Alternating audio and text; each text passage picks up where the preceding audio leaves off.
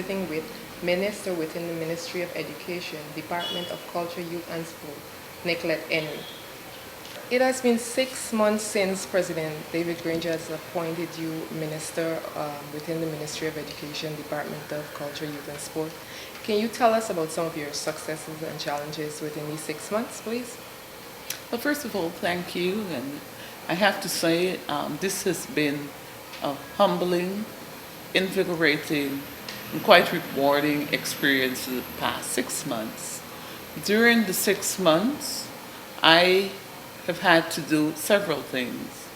First of all, initially during the first month, I will have taken the opportunity to review and analyze what was happening and my areas of responsibility within the ministry. Having reviewed and analyzed, I was able to identify where the gaps are and where the changes needed to be made. Having done that, we have done some policies reviews to incorporate areas that we believe were important to be included, and we are still in the phase of policy review and implementation. As you understand, my responsibility spreads across youth, sport, and culture, and so I'll deal with each of those individually. Beginning in the area of youth, we have done a national plan which speaks to 5 years, and we're in the process of having that finalized so that we can develop an implementation plan to ensure that all sectors are involved, particularly in the implementation of the activities that are outlined in that plan, so that the objectives that are arrived at will be beneficial, in a very cross-cutting way across all regions of Guyana. Additionally, we have had several initiatives to directly impact young people, particularly in the area of education and training and capacity building. Some of these included expanding the number of intakes in institutions such as the Kurukuru Training Center, Ryman Zervin Center, and Sophia Training Center. Another area that I have focused on during the past 6 months would have been improving the operations and management of the new Opportunity Corps. And that involved a task force being resuscitated to ensure effective oversight of that institution. We've also been able to have awards ceremonies to recognize our young people across many of our programs, such as Volunteer Platform, the President Youth Award Program, etc. As it relates to sports, we have partnered with international agencies to begin to strategize and revise sports policy. We've also had partnership and support from the Olympic Association, Guyana Olympic Association that is, to have persons trained in sports administration, which is key and integral for sports management and sports being used as a tool for human development.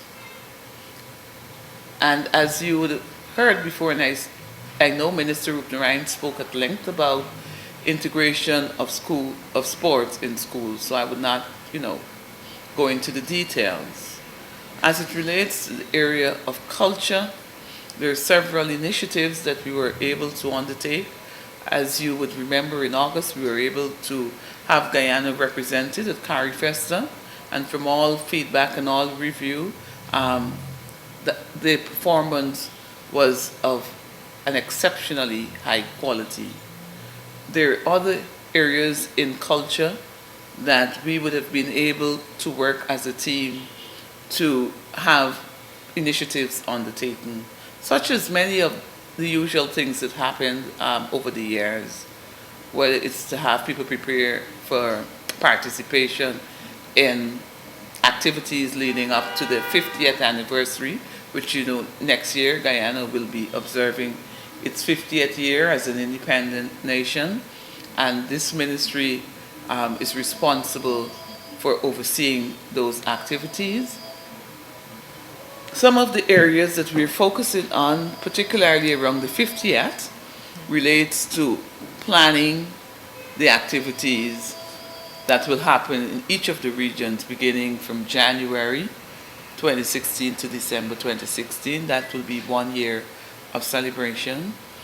I have been able to look and review and work with the National Commemoration Commission to look at the work plans that were submitted to ensure that they're all keeping in the theme of reflection, celebration, and inspiration. So that pretty much is, in a nutshell, what I have been working on as the minister within the Ministry of Education for the past 6 months. Yeah, can we go back to the youth aspect? I know that the development of the policy is geared towards having or bringing out the 21st century Guyanese youth.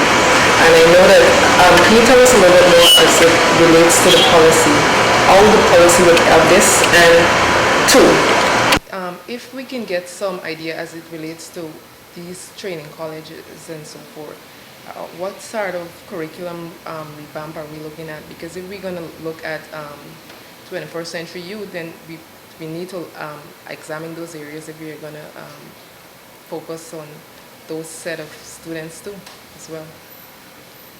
Well, sure. Let me deal with the second question first, as it relates to looking at the technical and vocational training programs. In the area of training, what we are currently doing, we are reviewing the curriculum to ensure that it is in keeping with what is happening with other technical institutions around the region meaning Caribbean in this case. And so we're pretty much up to speed as it relates to that. We've also gotten technical assistance and support from international agencies that support and would be doing a lot of work in those areas. Agencies such as UNICEF, the Canadian High Commission here is also supporting some of our technical work. They are collaborating with us to provide technical assistance and guidance to support the Linden Technical Institute to ensure that the curriculum that are designed prepares a youth that is work ready for the 21st century, not only to function in Guyana in our local setting, but to function globally moving forward. That pretty much is a representation of what is happening throughout our technical institutions as it relates to Sophia Training Center. Ryman Zerving Training Center is also included in that. What are some of the programs that we would like to see added on to these there? At this point in time, it's not additions. It is just reworking what we're currently providing to improve content so that outcomes can be better and more suited for the working environment. One of the additions, not in terms of course, but in terms of content that we have taken a lot of time to get integrated, is that of work attachment and exposure for young people prior to being formally employed. So there are several agreements with us at the ministry and various employers where persons are assigned and to be given exposure to the working environment prior to actually becoming fully employed. Okay, I don't understand. I thought that was part of the training before. So what, have we extended the work study period or placement period? Because But work study is different from work attachment. work attachment, work attachment period. Because my understanding was that under the old administration, that was that was part of the arrangement, the training, the attachment. Well, yes, I suppose that it was part of the arrangement. So has it been But extended? That's what I'm saying. what Are we has working with happened? more companies? Well, there's always opportunity to expand and strengthen what you're doing. We saw the opportunity to strengthen what was already in existence. Therefore, the number of companies that we now have that relationship would increase. In addition to the number of companies, the number of persons per company will also increase, because even as we speak, not all the students will have the opportunity to be attached, because there isn't so many places that are available to place each student as part of their training with a company. The intention is to expand the initiative to have, as far as possible, most if not all of the students have exposure to work prior to actually being employed. So it's an expansion and a strengthening of what currently would have obtained in the past. You talked about the sports policy and working with a number of partners in reviewing it and developing it. Can you tell us a little bit more about this as it relates to what are some of the partners and what are we aiming for in terms of when we finalize the policy, what we're hoping to get out of it? Well, the partners, of course, will be international partners like UN partners. They're always key to most of the work we do in terms of policy development and plans, strategic planning. Then there are all the other stakeholders, organizations here in Guyana that would be involved in sports, whether we're talking about the various sporting fraternities, they would have their bodies and their representatives. And then there's some cross-cutting ones like the Guyana Olympic Association. And then there's the National Sports Commission, of course, which also would have some responsibility for sports. So those are the key stakeholders that are traditionally involved in sporting activities at that level. So we need regularly meeting with them and engaging them as it relates to this document and its development. Well, yes, there would have to be several consultations to finalize any document, because it's an iterative process where you go back and forth several times to ensure that there is buy-in and that ideas are understood and they're discussed as far as possible before you can even get into finalizing a draft, as it were. How far along are we on this process? They're pretty much in the brainstorming phase, and the intention is to have them review what currently exists as policy, make the changes, and then they will come together as a group and be able to work a document that most of the parties will be comfortable with and give it some life beyond 2015, because the current one doesn't extend beyond 2015. But some of the areas that we're hoping to capture in this document to look at in terms of, because I know because if we're going to move to look at sports in schools or reintroducing sports into school, like infrastructure as it relates to primary school, that would be something that we would have to address. So does the document look at areas like these and so forth? Well, certainly the document would have to be very holistic to cover the areas of infrastructure and ensuring that the facilities do exist to have outdoor sports, if outdoor sports is what is being articulated in any particular school environment. So definitely, I would believe that the stakeholders would recognize what are the areas and that they will be able to address all of the areas. And I would certainly like to provide input to and circulate for broader input and consultation so that the necessary information can all be had in the same place, and therefore we're all, speaking from the same sheet of music, as it were, to ensure that the document is as comprehensive as one would like it to be. As we're on sports, I know one of the things that the ministry does is look at sports ground improvement. Can you tell us how many grounds would have benefited this year? Give us some areas.